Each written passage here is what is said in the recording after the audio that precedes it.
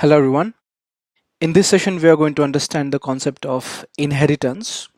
In Java, we can inherit the features of a class into another class. The important concept behind it is the reusability. Let us say we want to create some code and the part of the code is already created in some other class. So instead of recreating it as part of my new class, what I can do is I can reuse it from whatever class it is already created. And to do that, I simply need to inherit from the class. So this is the concept of inheritance. Whenever you inherit from a class, the features of the class you can use inside your class as that of they are created in your class itself. So let us understand this concept by taking some examples. Let's go to Eclipse and let's create a class called as say class 1 simple. And in this class 1, I'm just going to create two numbers, say int num1 and int num2, and I'm going to create a method public void do addition.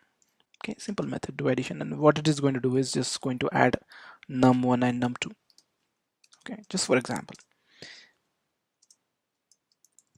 Okay, a simple class which has two integers num1 num2, and there is a method which does the addition of these two numbers. Okay, now let's create another class, say class 2. And what do we want to say is we want to say that class 2 inherits from class 1. Class 2 inherits. The way we can mention it is by using the word extends. When we say that class 2 extends class 1, it means class 1 becomes the parent, class 2 becomes the child, class 1 becomes the superclass, class 2 becomes the subclass. So whatever is there with the parent gets inherited to child. So currently whatever is there with the parent is the two integer variables, a method. Now that becomes available for the child also. Let us say child creates another method called as do subtraction. And what it is going to do simply is going to subtract num2 from num1. It is simply saying subtraction is num1 minus num2. Now, very important point to note here is these two fields num1 and num2. In class 2, we are not creating those fields. They are created inside class 1, but as we are inheriting from class 1 into class 2, we can use those fields here as if they are declared in the class 2 itself. That's the importance. So that is what when we say that we inherit from one class into another class, the features of the class, features in the sense the fields, the methods of the class can be used inside class where we are inheriting. So similarly, these num1 and num2, which are the member variables of the class, fields of the class, can be used in the class 2. Okay, now let's create a main method. So let's create another class that has a main method, and let's create the object of class 2. So class 2, say c2 is equal to new class 2, and with respect to class 2, now let us set the values for num1. Num1 is equal to say 100 and c2 dot num2 is equal to say 50, and then let's call the methods. Now with respect to c2, I can call the method addition also, and with respect to c2 I can call the method subtraction also. Subtraction is fine, can be understood because it is part of the c2 only, the class 2 only, but point to be noted is we are able to call do addition which is from the class 1, and that is because we are inheriting from class 1 inside class 2. So when we create the object of class 2, the methods of class 1 became available to us. So that is the benefit of inheritance. So intelligence, whatever is created with the parent becomes readily available for the child. So for child, it's only necessary to create whatever new things to be created in the class. Whatever is already there, child can reuse from the parent class. And when we run this program, it is say addition is 150 and subtraction is 50, which is fine. Okay, a simple example of inheritance. Let us take another example. Let us create a class called as Polygon. This is one of the classic examples for inheritance. In the Polygon, let us say let's create two double fields. So double base and another double as the height, height and base of the polygon. And also let's create a method, public void. And what does it do is it simply sets the value of base and height. So user can set some value for base and height, and whatever values user set, those are getting assigned to the base and height of this class. So I'm going to say set base and height, and let's create two arguments here. One is double base and double height.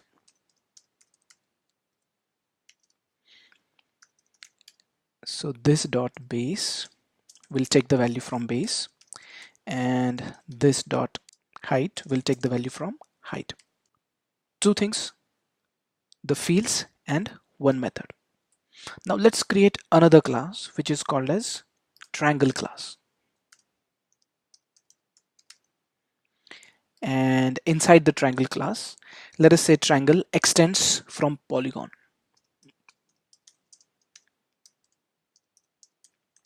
Now as soon as we say that triangle extends from polygon, polygon becomes the parent, triangle becomes the child, polygon becomes the superclass, triangle becomes the subclass. So whatever is there with the superclass gets readily available for the child class.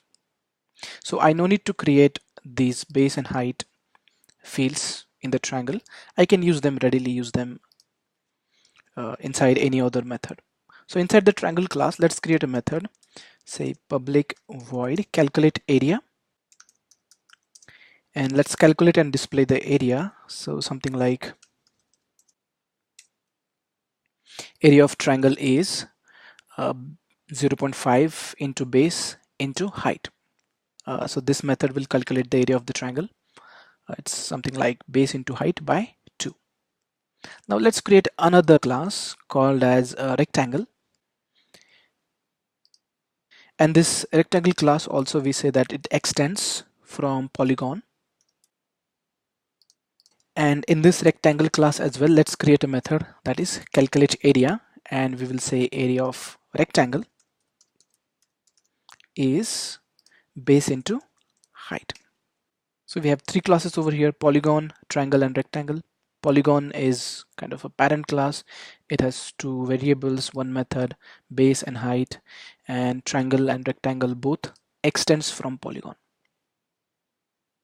Okay, now whenever we say extends, there is always a relationship. So when we say triangle extends polygon or rectangle extends polygon, we see the relationship something like rectangle is a polygon, triangle is a polygon. Not necessarily reverse is true. Polygon not always is a triangle. Polygon can be triangle, fine, but polygon not always is a triangle. So reverse is not true, but a subclass is always a parent class. A triangle always is a polygon. Rectangle always is a polygon. So that's the is a relationship. So whenever we extend in the inheritance, there is a relationship from child to parent.